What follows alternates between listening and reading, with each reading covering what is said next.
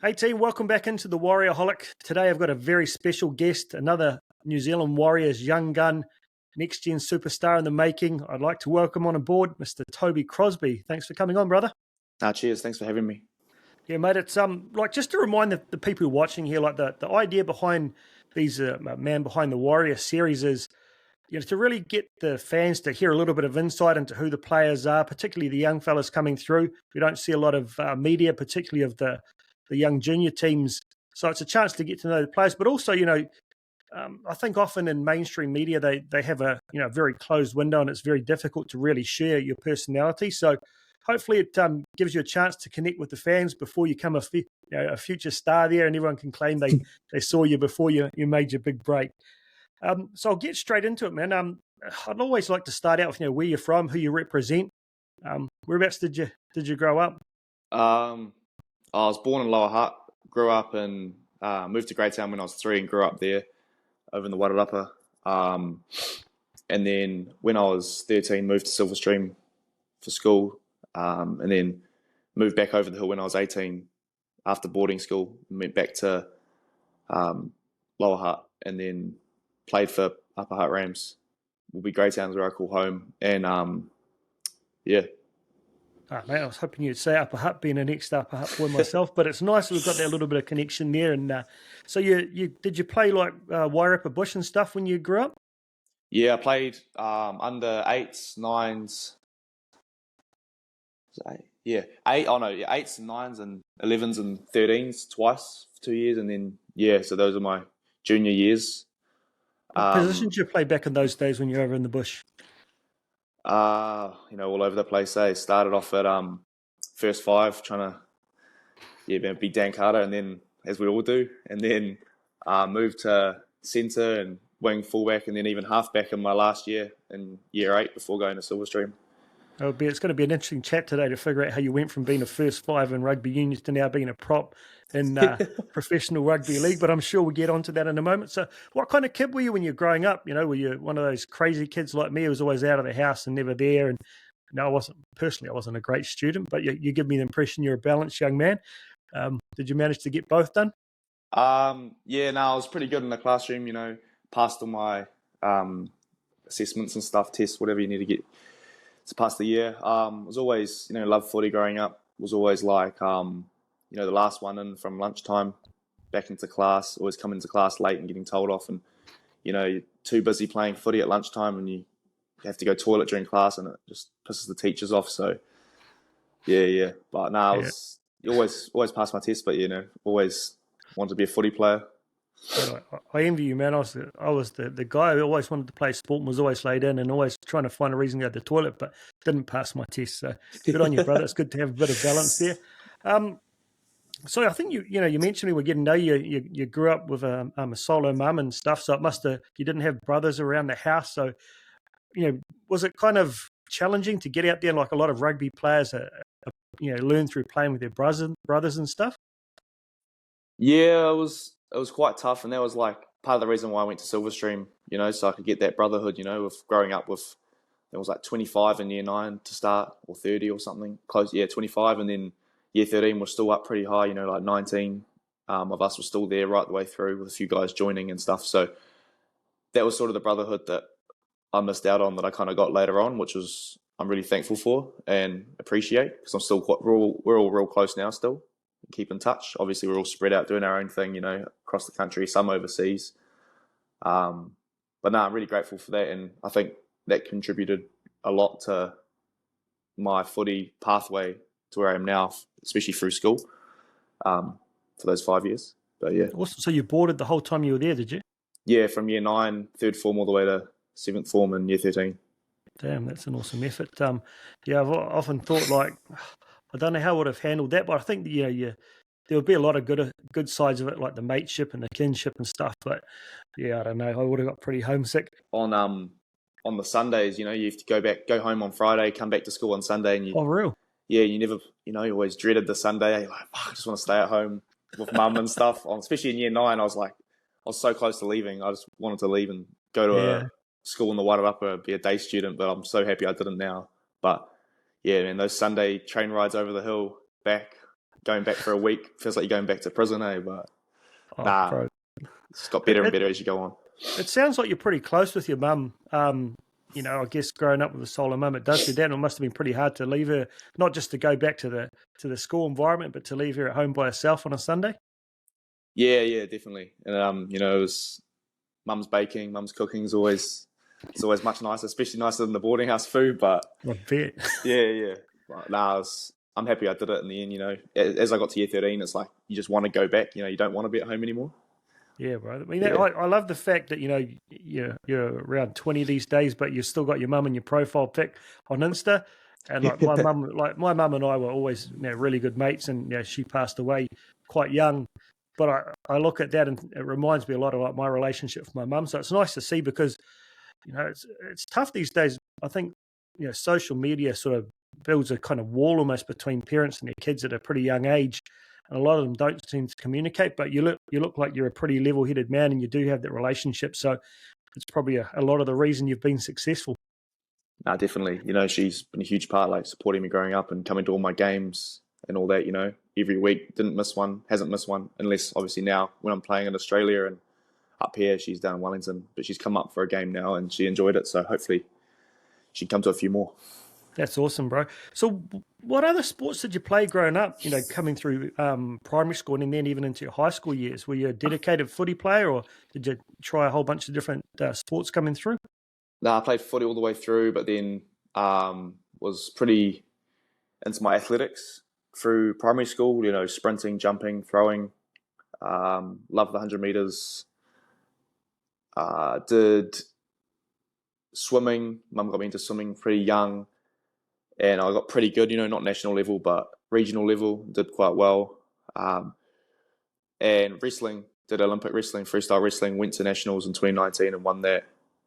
Oh, which is, it's a bit of a something I keep quiet.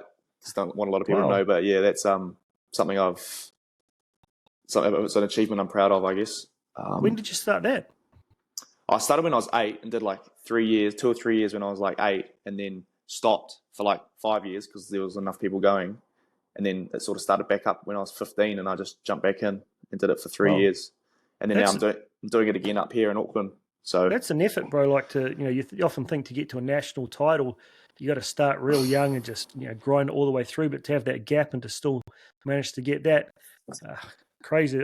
It's funny because back in my day, when I was young in high school, like the professional wrestling sort of came out and then you'd see a little bit of guys like Kurt Angle, who was an ex-Olympic champion, but I never knew what wrestling was until I moved to Japan, and it's huge over there. Like it's one of the big Olympic sports they do well in.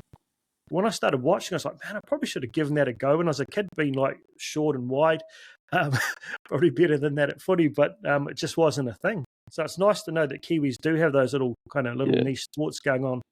Especially growing up as well. Like, I always wanted to, I watched that WWE and that, you always want to be a wrestler, but yeah, it's like, come on, man, it's not really realistic. I mean, it is for some of us, but there's a few ex-NRL players in there, bro, so you never know. Oh, really? Who's that? Yeah, there's a guy. I know there's at least one guy, an ex-NRL player from Australia who's over there. I don't watch it these days, but yeah, I've heard them talk about it on the Matty John show, so you just never know, brother. Yeah, but no, it's good. It's something I really enjoy, that grappling. So I'm doing a bit of sambo up here in Auckland in my own time to sort of get my head away from that footy. I'd love to touch on that later on when we get into the Warriors side of things to see if that's still part of theirs. But before I get too far ahead of myself, at what point was it that you really sort of decided that footy, at that stage, early on it was union, but that you were going to be a union or a rugby player more than maybe some of the other sports you tried? I guess I sort of did all those sports for rugby. I wanted to be like a good sprinter, so I'd be fast for rugby. I wanted to be good at wrestling, so I could dominate people in rugby. And I did the gym, powerlifting as well was another sport. I did that for rugby, and it's so that all sort of contributed for rugby. And then I guess as you get older, you got to kind of narrow it down. You can't do everything because time and load on the body and all that. So that's sort of how I figured it out, and I sort of had to narrow it down a bit. Well, it's interesting. When I go back to my day, you see like there's a lot of guys, there's a lot of different rep teams around, and you see, guys like myself who went that flash, who had made the old team. But with your progression, like, you mentioned Wide Open Bush, but what about once you got over the hill there? Did you start to make, proper Wellington teams and maybe Hurricanes teams and the like that sort of gave you an indication you might have something, to make a bit of a career out of it? Yeah, well, it was interesting because, growing up, before I went to stream, I was always like, fast, strong. I was always like a great athlete, and then I went to Silverstream, and it was just a lot different. There's guys who are way bigger than me and way faster than me and have better skills than me. And I just didn't know how to really adjust to that. So almost in third form, I actually almost didn't. Well, I didn't make the team I wanted to make, so I almost gave up rugby. I was real close. I cried on the phone to my mum saying I just don't want to play anymore, and I was like, I'll play one more year just for fun. And then obviously after that year, learned a lot. Came back next year, and then played under 15s, and then the year after made first 15. So, it was from 2 years before I was going to give up to making first 15 I was pretty proud of myself. And then also, missed the under 16s, Wellington 16s that year in that first 15 year. But then ended up getting called up through an injury for the development side, which was cool, great opportunity. And then, made the Hurricanes 18s in my last year of school, and the New Zealand under 18 Barbarians. Man, that's awesome. It's so funny, those little turns, that one phone call, but you decide to stick it out. And for those people who probably don't know, like being from up, I don't know St. Pat's Silverstream pretty well, but back in my day, even then, it was a massively proud rugby school with heaps of teams, and they've had a lot of All Blacks come out of there over the years. So it was obviously pretty competitive, and to make that first 15, it's not like just making it at your average school first 15. Like I think we had 4 teams total. How many teams did you have the year that you made the first 15? Oh, wow. I'm not too sure exactly, but I know now they have first 15, second 15, third 15, fourth 15, 3 under 15 teams, under 65s, under 55s, and there might be an 80s, under 80s, I'm not sure. So it is a lot of teams, A few hundred kids to choose from to make the sort of top 20 or so is a pretty good effort, even in that itself. But so you go through high school, you start to sort of progress. At what point was it? Like I noticed, you used to be that pretty lean young man and playing out in the backs. What was the decision that sort of made you switch to really build the body up and work on the powerlifting and get to the size you are today? I think, like, obviously, the not making that team in my first year sort of really, made everything come to light in terms of the strength training, because, I also wasn't big enough.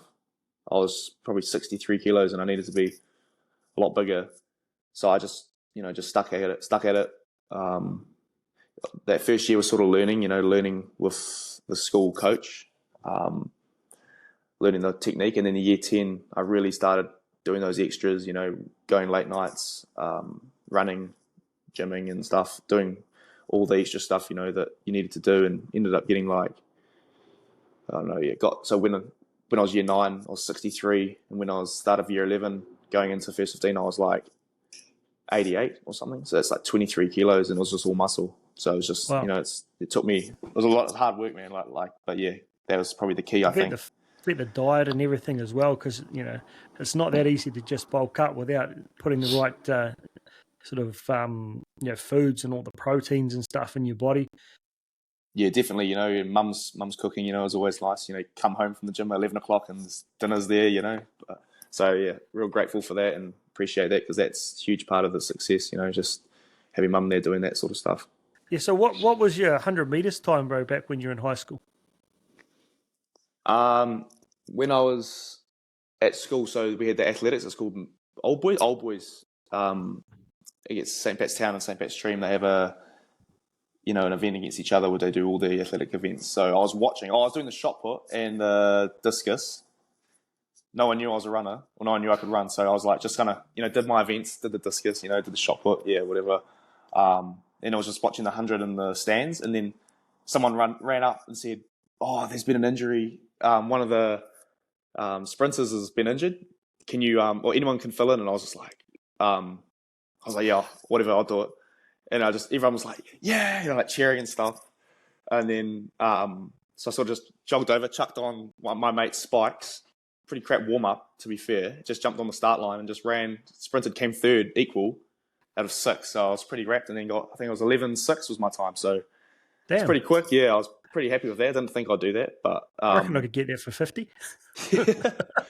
But no, I'll be interested to like actually train and see if I could get like closer to 11 or how close I could get. But I think I asked a good mate of mine. He back when I was in high school, it was kind of really before people started working out. It was before professional rugby. But my mate, he did a lot of working out. He did a lot of athletics, and he was a trained sprinter. I think he said he was about 11.2 or something, and he was like one of the quickest in Wellington in those days. So I kind of put in perspective, given your size. So I'm going to pop a couple of links to Toby's highlights reels in this video, guys, and take some time, because one of the things that surprised me and got me interested in you, bro, is most highlight reels were a couple of runs on attack alone and maybe like a minute long. Yours was like 35 minutes long that someone from the Upper Rams had put together. And the mix of offense and defense and all the different skills blew me away. So do check that out, guys, particularly the try I'm going to talk about a little bit later from the Jersey Flegg. What about as far as weights and stuff go? Like, what are you lifting these days that you can kind of maybe brag a little bit about? What's your key strength in the gym? I'm not sure. Probably like, I don't know exactly, but like we do those estimates on the apps and stuff in the Warriors, and it's probably like my bench would be like 193 kilo, squats probably like 240, and we don't do deadlift, but like weighted chin up would be like 60 kilo or something, with 60 kilo dumbbell. But like I've been stronger on my squat in the past when I was doing powerlifting, but I've had to lose a bit of strength to try and get that mobility and speed. So okay, it's really interesting. I always remember Isaiah Papali'i was the old renowned powerlifter from back in the day, and like similar to yourself, that one thing that stood out to me is he's not a big guy, but he's got a lot of explosive power, but probably not your speed. But the couple of names that sort of stick into my mind when I watch the way you play, don't get too big a head here, brother, would be David Fafita in the NRL. Not the biggest guy on the field by any stretch of imagination, but very difficult to tackle and his speed off the line. But Ardie Savea, never the biggest number 8, and a lot of people question whether he's big enough, but just his explosive power, I think he was stronger than guys 20-odd kgs ahead of him, or bigger than him, sorry, but also the speed that I feel like you're probably quicker across the ground than him, to give people a bit of a comparison. Is there a certain player like that you've aspired to over the years, thinking, man, I should model my game on him?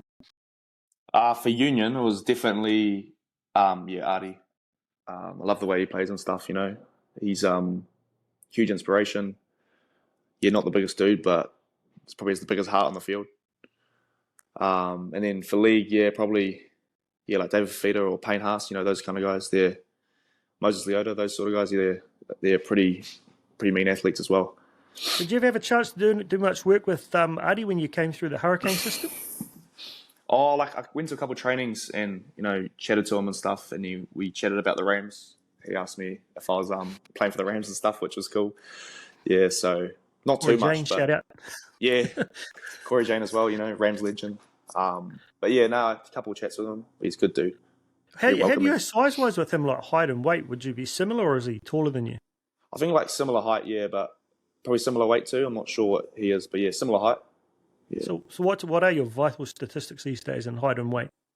Like 6'2", 105 kilos. But I've been bigger. I'm a lot. When I was at school, I was bigger than I am now. I was like 112 in year 12. Yeah, but then I just got too big and couldn't move. Played sevens, and I remember, funny story actually, though.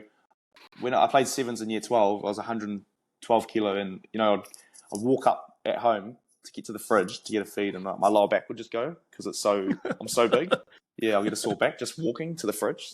I knew, I need to sort myself out here. I can't play footy with being this big, so yeah, and it's drop a bit. It's interesting how you can like build that bulk and then drop it down with the right kind of dieting and exercise and stuff. As I sit here, like looking at food, getting fat. But no, it's good that you've kind of got those, because you're such a unique athlete, to have someone unique to kind of aspire towards and so forth. So, obviously you did pretty well in rugby union, that is, growing up. At what point, did you start to first give league a try? Was it something you'd done as a young fella, or was the Warriors your first experience there? I had a league gig just like 1 year in year 10. We sort of finished our under 15 season, just lost the final to Town, St. Pat's Town. So we were pretty. Oh, that would have hurt. Yeah, we were pretty gutted. So we were just like, should we just jam a bit of league for fun and see how we go? We just all jumped in, no structure, just run the ball, tackle. Yeah. Sort of like rugby union players trying to play league. And then managed to win the comp, which was cool. And it was like four or 5 games long the season. So that was probably my first taste of league. I didn't really like it. I was like, oh, it's all right. But I'd rather play rugby. And then you had to go with, I had a trial with the Warriors Flegg team last year, just chucked an invitation. And I was thinking like, oh, should I sign up or should I leave it? Typed in all my details, but didn't click enter, just like left it there for like a day with all my stuff, my details and stuff in. And I was like, oh, should I do it? And then at the end of the day, I just clicked it. Why not? And then got an email back saying, yeah, we'd love for you to trial. So went up and trialed and, went quite well. And then managed to get an opportunity with them this year, which is really cool and really enjoying it so far. So learned so much. What was the kind of trigger for you? I mean, obviously it was like, you give it a go, but what did they say they liked about you when you went in the trial, and what sort of made you decide why not, just jump to the dark side and give it a try from a guy's obviously on union pathways?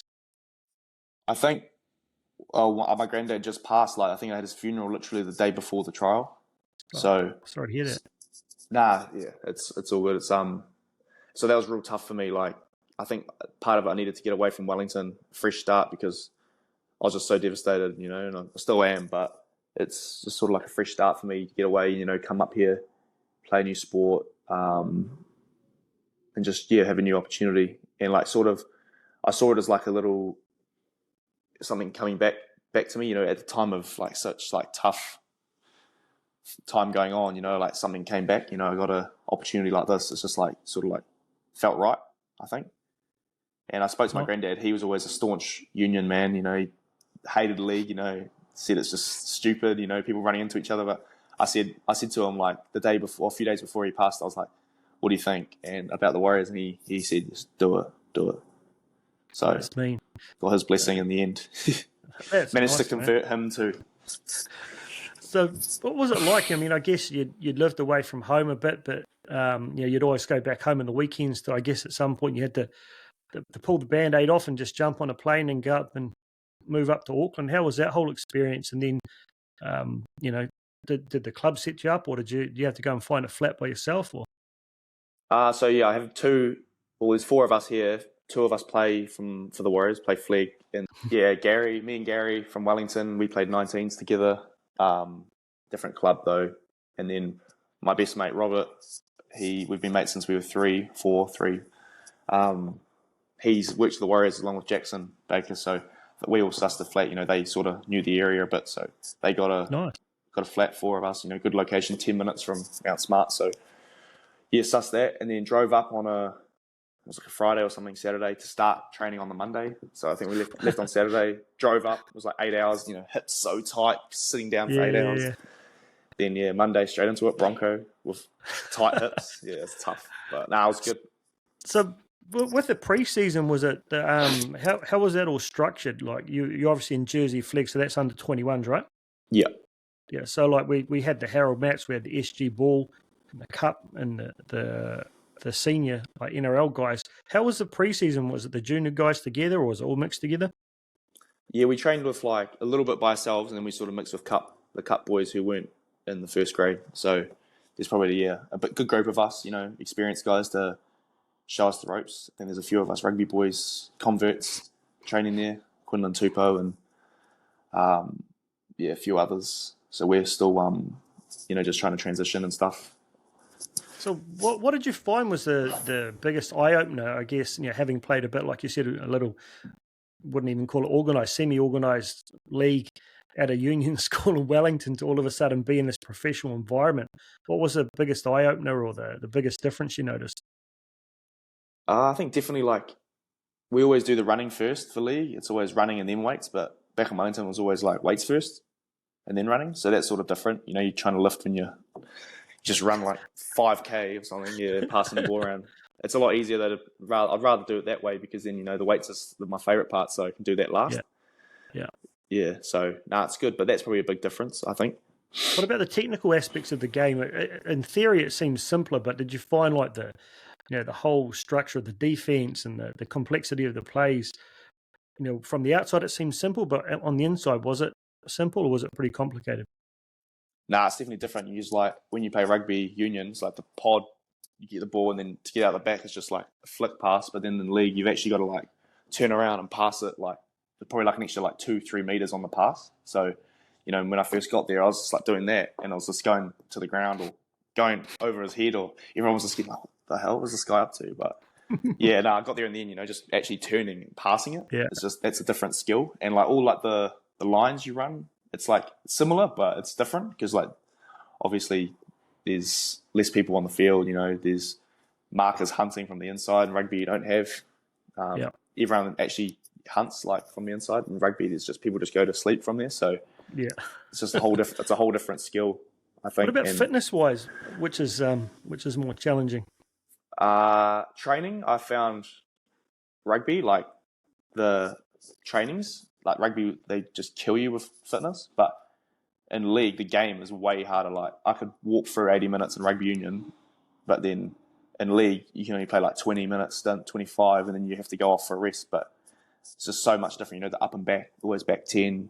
And then by the time you finish D'ing up, you got to run, and then too tired to even run the ball now. And then by the time you recover, it's fifth, they kick, and you got to kick chase.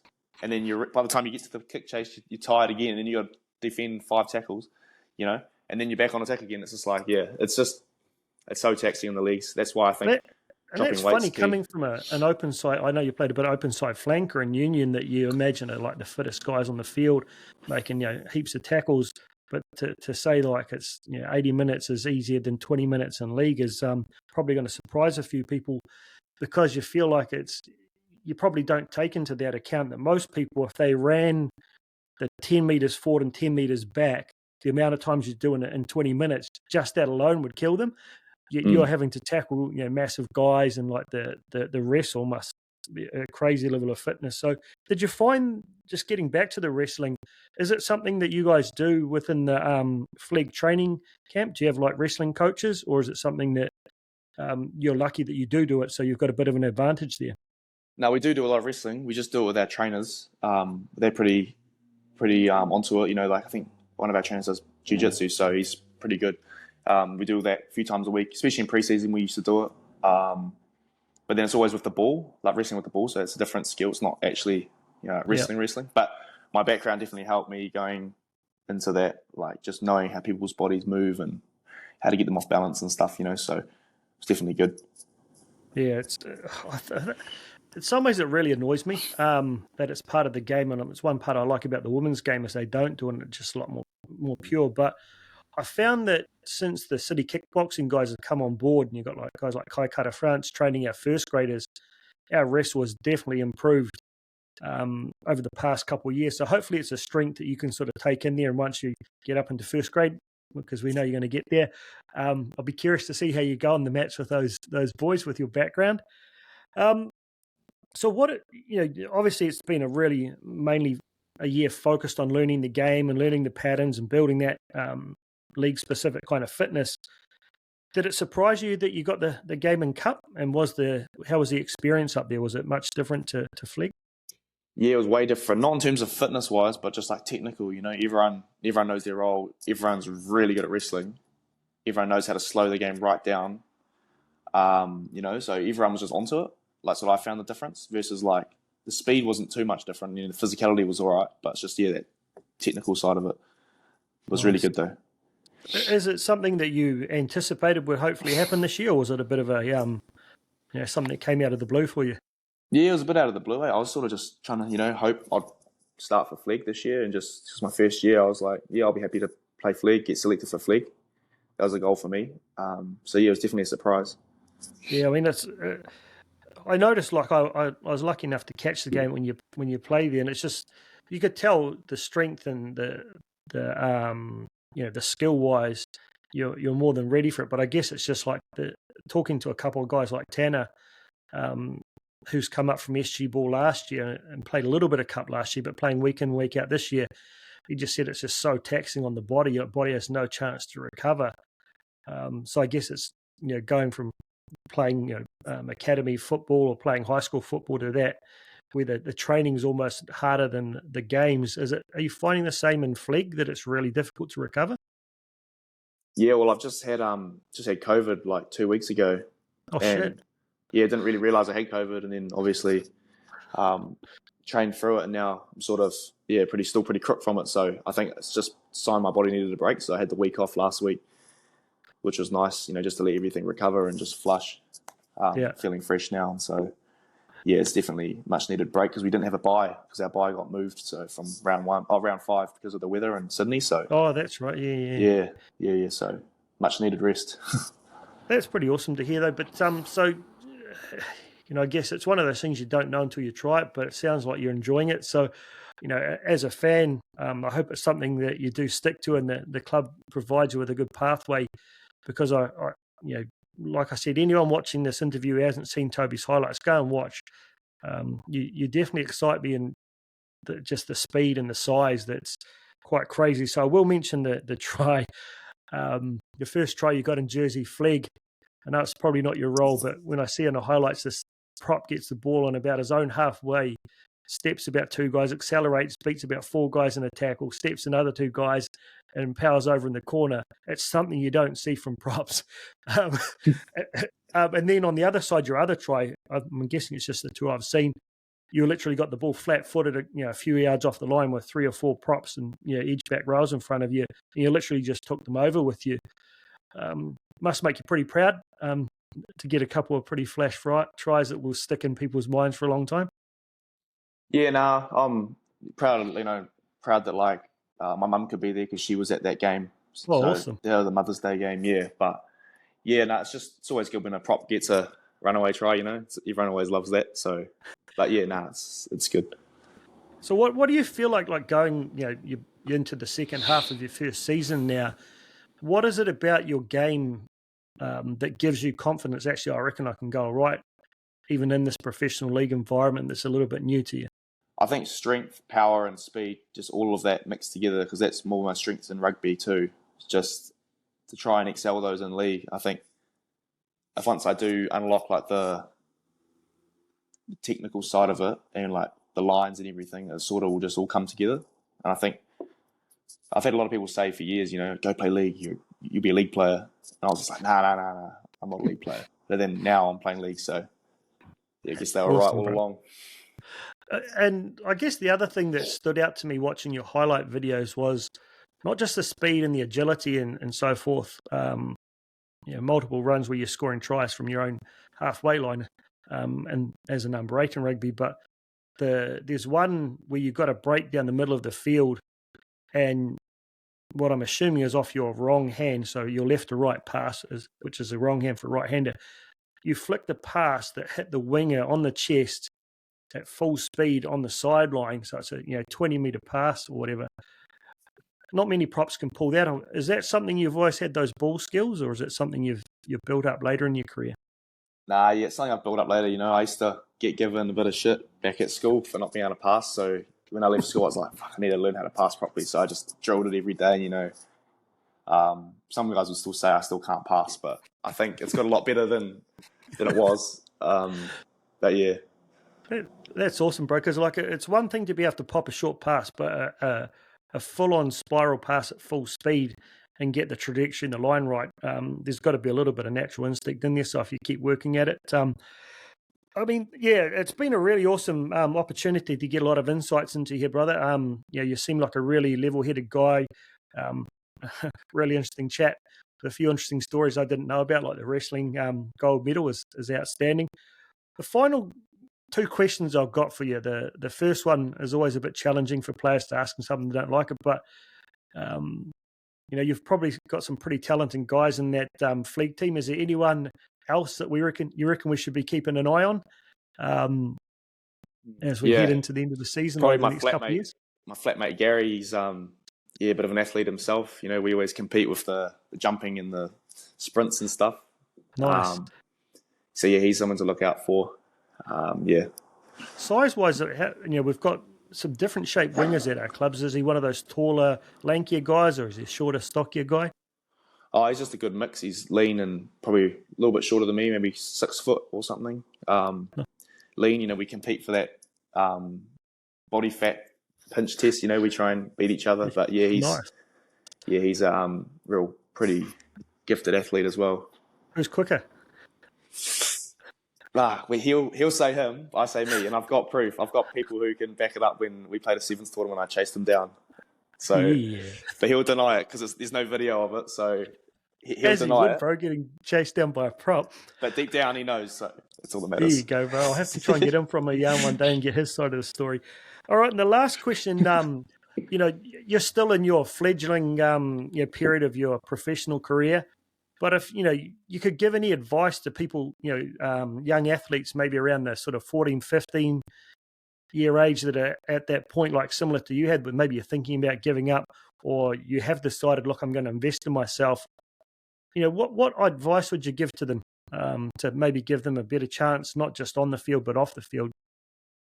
I think just always do the right thing, even when no one's looking. That's something that I live by, and I always just imagine when I'm going through things, my mum's always watching, or, God's always watching, because he is. So just, that's a big thing for me that I live by. And then always work hard, My granddad always said that to me, just work hard. So that's something that hold close to my heart as well. I mean, that's really awesome advice. I think in these days of social media that, you might not intend to do something silly, but there's always some clown going to catch it on video. And it's not a reason I don't believe people should not do silly things because they might get caught, but having that kind of image in your mind of, your mum, not wanting to let your mum down, or your God, or whoever that may be for different people, and doing the right thing for the right reasons will really limit your opportunities of making those mistakes that can ruin a career. And working harder. Like, I think that's one thing. And I won't ask you to comment on this being within the organisation, but just a statement from my side is I felt like the Warriors over the years have recruited a lot of really talented players who perhaps haven't had that work ethic. And when we look at just what we experienced against the Storm in the weekend, their culture is, I get the impression they work harder and longer than anyone else in the comp.